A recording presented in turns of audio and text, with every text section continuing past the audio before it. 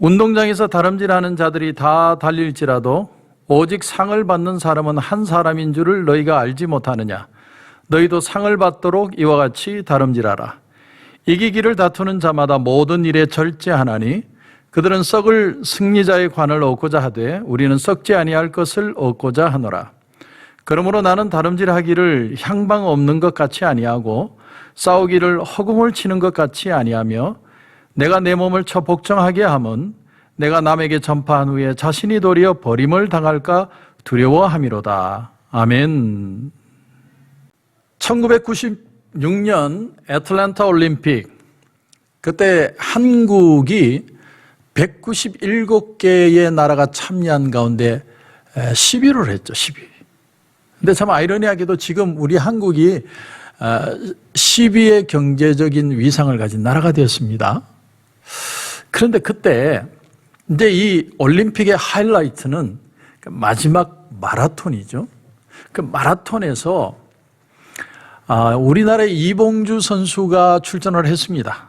근데 그때 아프리카의 남아공에서 조시아 투구웨인 그 선수가 1등을 달리고 있었고 그 뒤를 이봉주 선수가 바짝 쫓아가고 있었습니다. 그런데 결국은 결과가 2위였죠. 그런데 그 마라톤이 마치고 난 뒤에 1등과 2등의 차이가 불과 3초였답니다. 3초. 3초 차이로 2등을 한 거예요. 그래서 청와대에서 그 돌아온 올림픽에 참가했던 선수들을 다 불러가지고 만찬을 하면서 그때 김영삼 대통령이 이런 말을 했답니다. 쪼매만 더 하지 그랬어요. 쪼매만. 그래가지고 그 안에 앉아있는 사람들이 다 박장대소 했다고 그러는데 여러분, 우리 인생은 달리기와 같습니다. 그렇게 말한 사람이 바로 오늘 말씀의 사도 바울이에요. 우리 인생의 아이덴티티를 달리기다. 마치 운동장에 달리는 그 달리기 선수처럼 사는 것이 신앙의 삶이다라고 정의한 것이 바로 사도 바울입니다. 오늘 이 사도 바울이 적고 있는 이 고린도라는 도시는요, 1년에 한 번씩 이스트미아라는 올림픽의 원조라고 하는 이스트미아 대회가 열렸습니다. 굉장한 사람들의 관심거리였고 그 이스트미아 대회에 그렇게 사람들이 참여해서 열광을 했습니다. 관중들이 모여서. 아마 사도 바울도 그 경기를 보았을 겁니다. 관심이 없으면 이런 경기를 말할 수 없겠죠. 그런데 사도 바울이 우리 신앙 인생을 가리켜서 뭐라고 표현을 하느냐면 오늘 여러분 24절을 보시면 운동장에서 다름질하는 자들이 다 달릴지라도 우리가 신앙생활을 하는 그 순간부터 신앙은 그냥 내가 예수 믿었다가 아니라 다 달리는 선수로 봤다는 거예요. 탁 출발선을 탁 달리는 뛰어가는 골을 향해 달려가는 선수로 신앙인을 정의하고 있다는 겁니다. 그게 우리 신앙의 정체성이라는 겁니다. 여러분, 사람은 자기를 어떻게 생각하느냐에 따라서 자기의 삶의 퀄리티가 달라집니다.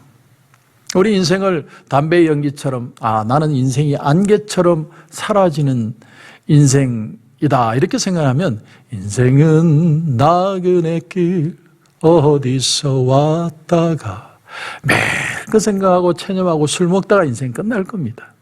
그러나 결국 사람은 자기를 어떻게 자신의 삶을 정의하느냐에 따라 자기의 삶이 달라진다는 것이죠. 지금까지 어떤 모습으로 살아왔던 그것은 별로 중요하지 않습니다.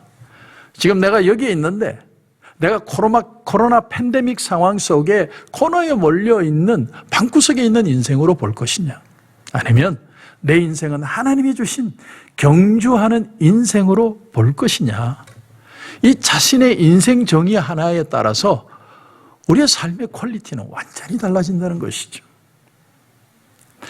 그런데 24절 다시 보니까 운동장에서 다름질하는 자들이 다 달릴지라도 오직 상을 받는 사람은 한 사람인 줄을 너희가 알지 못하느냐. 너희도 상을 받도록 이와 같이 다름질하라. 다름질하라.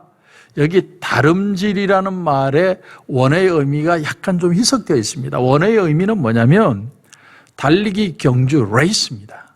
여러분, 레이스는 뭡니까? 출발선이 있고 골이 있죠. 결승점이 있습니다. 여러 선수가 뛰는데 뛰는 이유가 뭐냐면 뛰기 위해 뛰는 게 아니라 1등을 하기 위해서 뛰는 거라는 거예요. 그러니까 여기 다름질의 의미는 레이스입니다. 바울은 우리 인생을 정의할 때 돈 벌고 즐기고 이름 날리고 그렇게 살다가 가는 게 인생이 아니라 우리 인생은 하나님이 내게 주신 제2의 찬스요, 상을 받기 위해 달려가는 경주다. 사도 바울은 우리의 삶을 그렇게 정의하고 있다는 거예요. 여러분, TV 경마 경주를 여러분 보신 적이 있을 겁니다. 경마 경주를 보면 그 말과 기수가 사력을 다해서 달리죠. 사력을 다해서 달립니다. 그런데 한 번은 그런 내용을 보고 제가 깜짝 놀랐는데, 그 사력을 다하는 그 경주, 우리는 그냥 뭐 한번 보는 것으로 끝나지만 그 경주를 하고 나면요, 말이요, 살이 빠지는데 몸에 변화가 오는데 1, 2파운드 정도 빠지는 게 아니라 무려 그 한 번 경주로 18파운드가 빠진대요. 한 번 달리는데. 세상에, 여러분 그런 거 상상해 보셨습니까? 얼마나 사력을 다해서 달리면 말이 그 한 번 달려서 18파운드가 빠지느냐 하는 거예요. 사도 바울이 볼 때 우리 인생은요, 이렇게 사력을 다해서 사는 삶이다. 내가 눈 뜨고 있는 순간은, 생명이 있는 순간은 내가 레이스의 삶을 살아야 된다. 그렇게 정의를 합니다. 네, 사도 바울이 볼 때 우리 인생에 정말 그 레이스를 승리하는 삶을 살려면 어떻게 해야 될 것이냐, 오늘 말씀해 보면 우리에게 중요한 도전을 주고 있습니다. 첫 번째가 25절에 보니까 이기기를 다투는 자마다 모든 일에 절제하나니, 절제한다. 첫 번째로 얘기하는 게 뭐냐면 절제해야 된다는 거예요. 절제해야 된다. 절제가 가장 중요한 일이다. 여러분, 어떤 영어 성경에 보니까 exercise self-control 이렇게 표현했습니다. 자기 자신을 다스리는 훈련으로 표현했어요. 자기 자신과의 싸움에서 패한 사람은 경주에 질 수밖에 없다라는 거죠. 여러분, 이런 글이 있습니다. 여러분 한번 들어보십시오. 매일 아침 아프리카에서는 가젤이 눈을 뜬다. 그는 사자보다 더 빨리 달리지 않으면 죽으리라는 것을 안다. 매일 아침 사자 또한 눈을 뜬다. 그 사자는 가장 느리게 달리는 가젤보다 빨리 달리지 않으면 굶어 죽으리라는 것을 안다. 당신이 사자든 가젤이든 상관없이 아침에 눈을 뜨면 당신은 질주해야 한다. 여러분 어떻게 들으셨어요? 참 재밌는 글이죠. 누구도 달리지 않으면 굶어 죽든지 둘 중에 하나라는 거예요. 신앙생활도 여러분 절제가 필요합니다. 내가 아침에 늦게 일어나는 이유는요, 밤 10시 이전에 안 자서 그래요.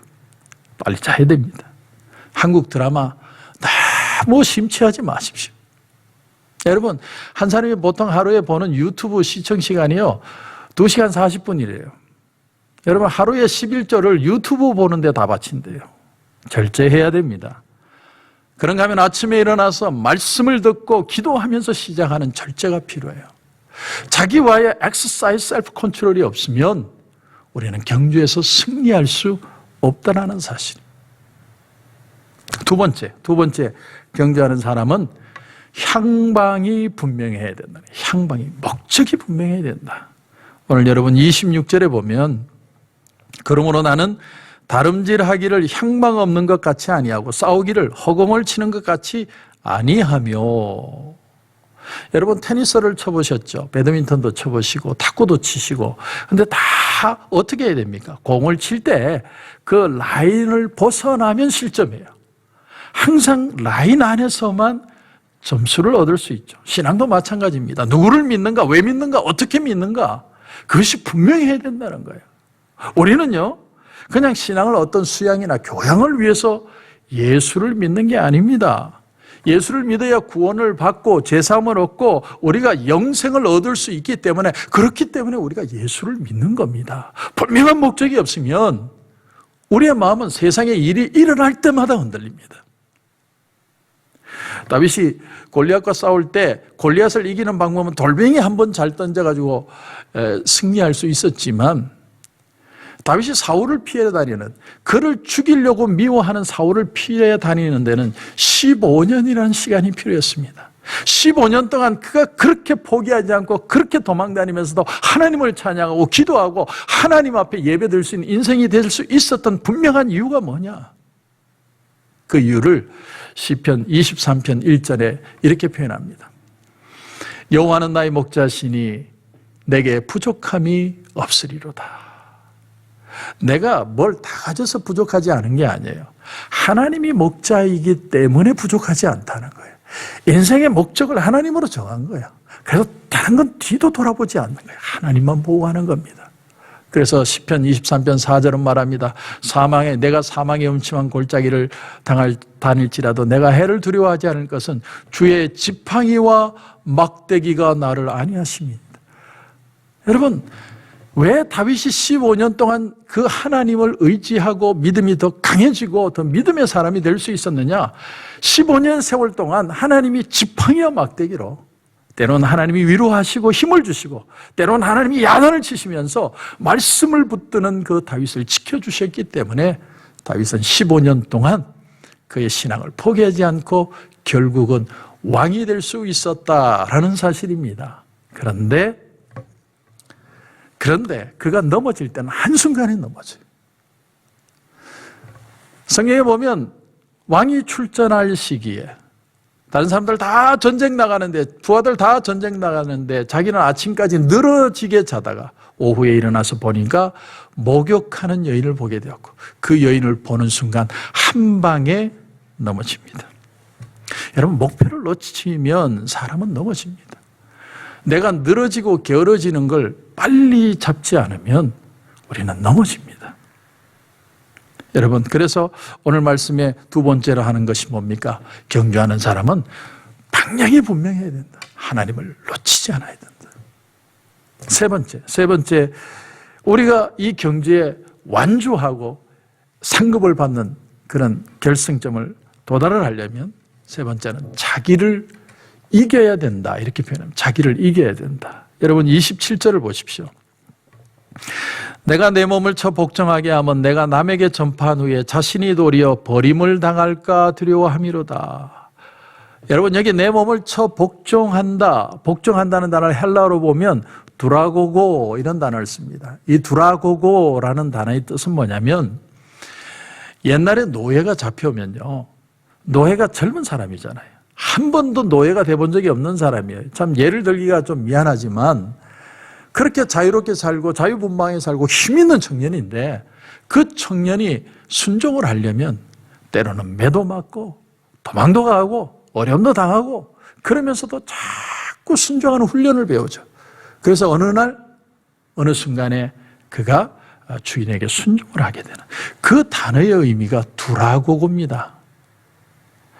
여러분, 하나님의 말씀으로 자기 몸을 쳐서 복종하게 하라는 거예요.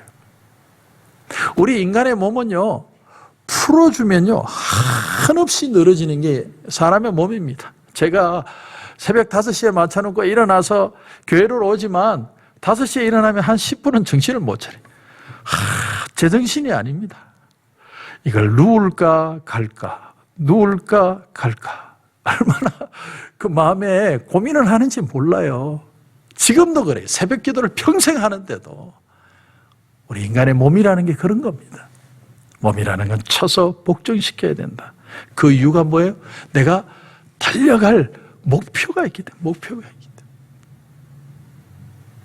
여러분, 중국에 남북조 시대의 양나라의 장승효라는 화가가 있었답니다. 장승효. 근데 이 사람이 그림을 너무 잘 그리는데, 얼마나 잘 그리냐면 그림이 마치 살아있는 것처럼 그린대요. 그래서 그 금능의 안락사, 참 절 이름도 요상합니다. 안락사라는 절 벽면에 그림을 그려달라. 그래서 이 장승효라는 사람이 그림을 그리는데 용을 2마리 그렸대요. 용을 멋있게 그림을 그렸습니다. 아주 진짜처럼 그렸어요. 그런데 용 2마리에 눈은 그리지 않은 거예요. 눈을. 사람들이 물었답니다. 아니, 왜 눈을 안 그리냐고. 용은 너무 멋있는데. 그랬더니 장승효라는 사람이 하는 말이 뭐냐면, 내가 눈을 그리면 저 용이 날아간다. 하늘로 올라가 버린다. 그래서 사람들이요, 장난치나 막 야유를 하고 자꾸 블레임을 하니까 이 장승유라는 사람이 하루는 뿔따구 하나 가지고 그 용의 눈을 한 마리를 그렸답니다. 그랬더니 그 용이 살아가지고 그 벽을 뛰쳐나가지고 하늘로 올라가 버렸다. 그래서 거기서 나온 고사성어가요, 화룡정점입니다. 화룡정점. 무슨 일에 눈동자를 걸어넣는 것처럼 아주 중요한 일, 그 일을 끝까지 해서 기어코 맞춰내는 것을 화룡정점이라고 해요. 화룡정점. 우리는 지금 이 팬데믹 상황을 통해서 시간의 중요성, 만남의 중요성, 건강함의 중요성, 여러 가지 중요성, 가치들을 우리가 배우죠. 가족의 중요성, 여러 가지를 배우는데 우리 인생이 과연 뭘 향해 달려가느냐는 거예요. 뭐 시간이 마냥 흘러가면 언젠가는 회복이 되겠지. 물론 회복이 되겠죠. 그러나 우리 인생은 시간을 따라가는 게 아니에요. 우리 인생의 가치는 과연 무엇을 향해 가야 할 것이냐. 오늘 우리가 이것을 두고 기도해야 되는 겁니다. 하나님, 내 인생의 목표가 하나님이 되게 하시고 하나님 때문에 살아야 될 이유와 가치를 다시 발견하게 하시고 오늘 이 새벽에 내가 무릎을 꿇고 하나님 앞에 기도하며 살아야 될 이유와 경주하는 인생이라는 삶의 가치를 다시 깨닫는 그런 새벽이 되게 하여 주옵소서. 그저 물 흘러가는 것처럼, 세월이 가는 것처럼 나도 언젠가는 늙어 죽겠지, 그런 마음으로 살아가는 삶이 아니라 내가 상급을 향해, 최선을 향해 달려가는 그런 믿음의 삶, 상급받는 삶, 축복의 삶, 하나님이 이기게 하시는 그 삶을 경험하게 하여 주시옵소서. 그런 은혜가 저와 여러분 가운데 넘치시길 주님의 이름으로 축원합니다. 기도드리겠습니다. 하나님 은혜를 감사합니다. 오늘 사도 바울은 우리의 인생은 그냥 태어나서 그저 즐기고 즐겁게 살다가 죽는 인생이 아니라 인생은 레이스라는 것을 우리에게 말하고 있습니다. 최선을 다해서 예수를 믿는 순간부터 최선을 다해 내가 목표를 향해 달려가야 하는, 하나님의 상급을 향해 달려가야 하는 그 삶이 우리의 인생의 가치요 의미라는 걸 말해주고 있습니다. 하나님, 우리가 2020년을 그냥 이렇게 보냈습니다.